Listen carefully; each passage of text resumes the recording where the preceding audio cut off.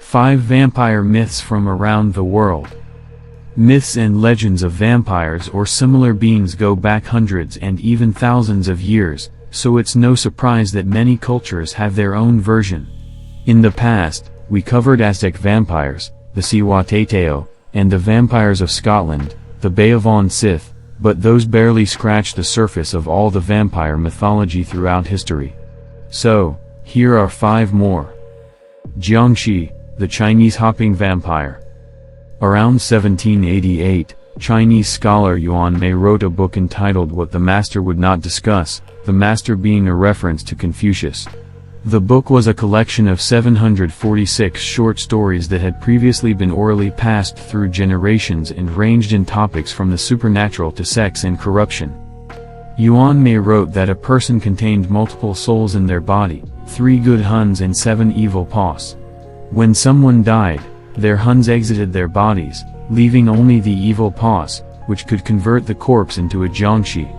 As the Jiangshi could not move around in the daytime due to the sun accelerating their decay, a rooster's call could keep them at bay. But, according to folklore, there were other origins for the Jiangshi. One of the more popular versions says that when a person dies far away from their home and their families cannot afford to travel to the place of death, they will hire a Taoist priest to bring them back. Since the journeys were often long, the priest resorted to temporarily bringing the relative back from the dead in order to make the trip back.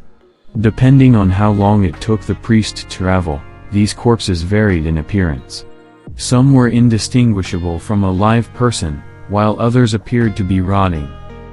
Due to rigor mortis, the corpse could not bend its limbs and, with its arms outstretched, had to rely on hopping to move forward.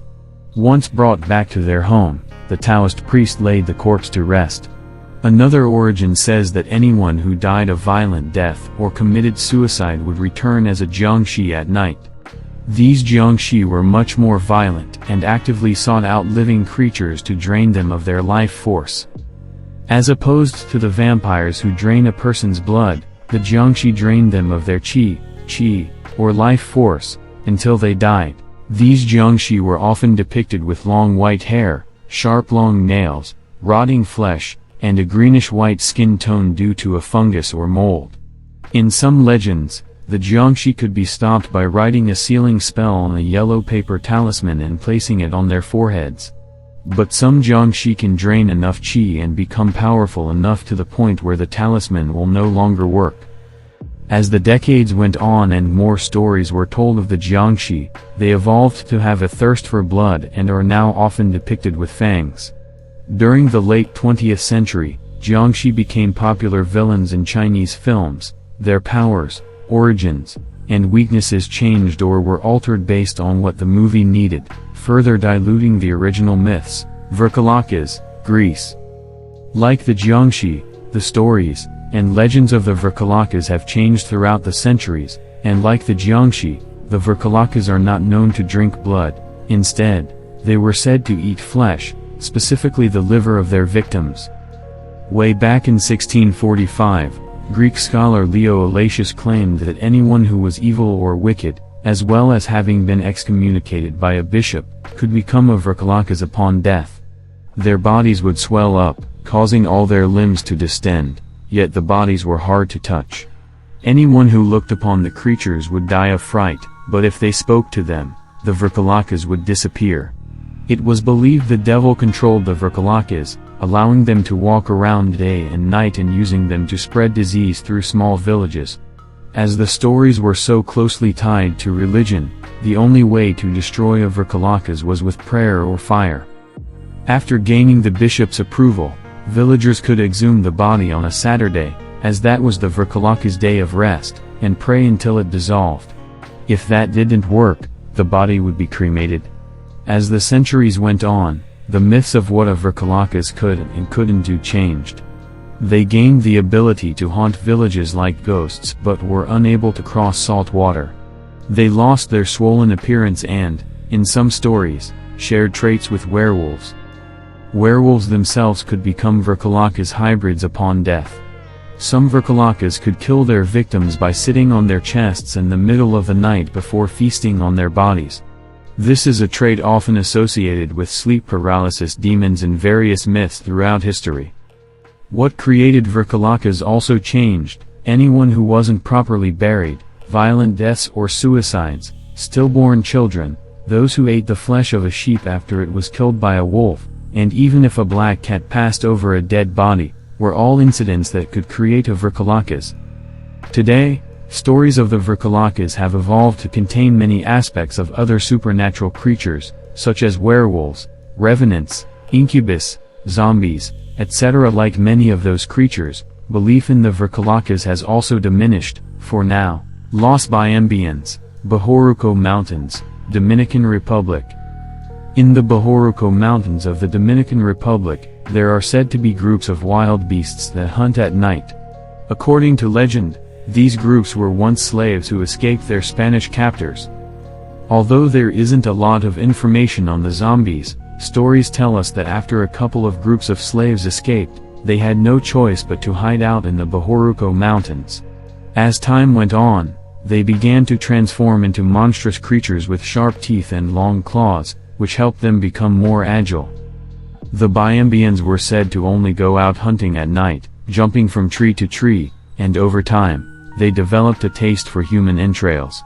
In other cases, the Biembians captured humans to use for sacrifice. It's said that if you go to the Bahoruco Mountains, you should listen out for sounds of grunting or gurgling, as the Biembians lost their ability to speak long ago. It wouldn't be surprising to learn that the stories of the Bimbians were created by the Spanish enslavers in order to prevent slaves from escaping into the mountains. Conversely, it would also make sense for the stories to have been made up by the slaves in order to prevent their captors from chasing them into the mountains. Either way, we might never know for sure how the legends of the Bimbians started. Asanbalsam and Sasabonsum, Ghana, West Africa. These vampire-like creatures belong to the folklore of the Akan people in Africa and live atop the tall trees of the rainforest. According to the myths, the Asanbalsam are hairy with bloodshot eyes, iron teeth, and curved feet resembling hooks that they use to hang upside down from trees. Luckily, these creatures do not travel outside of their territory. Instead, they wait for unsuspecting travelers or hunters to enter. Once spotted, the Asanbalsam grab the trespassers, rip out their throats, and use their hooked legs to drag them up into the trees. Usually, the victims were eaten with only their bones thrown down onto the ground, but if the Asanbalsam was filled with venom, it would convert the victim into another Asanbalsam. The Sasabonsum and the Asanbalsam share many similarities and are sometimes considered the same being, but there are slight differences. In other stories, the Sasabonsum is said to be a more ferocious creature and the enforcer of the forest. According to Akan beliefs, the goddess of the earth is Asai Sia, and no one is allowed to farm or enter the forest on Thursdays in order for the land to heal.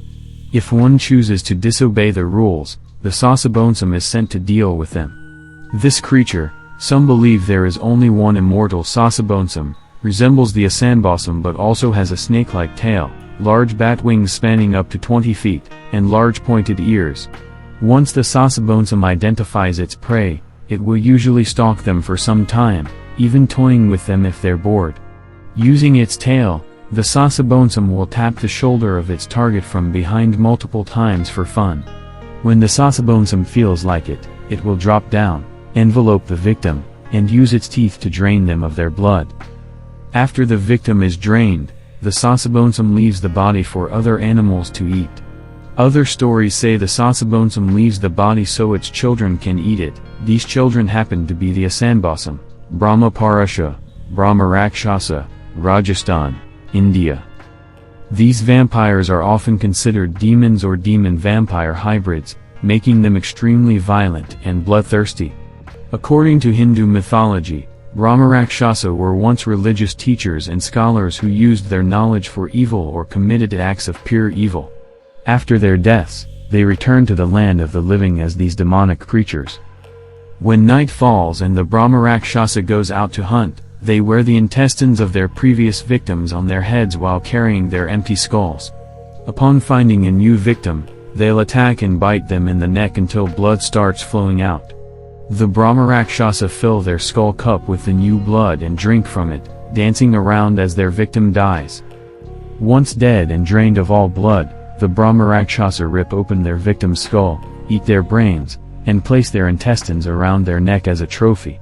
According to legend, when they hunt, these demonic vampires never just stop at one victim, and terrifyingly, there appears to be no way to stop them.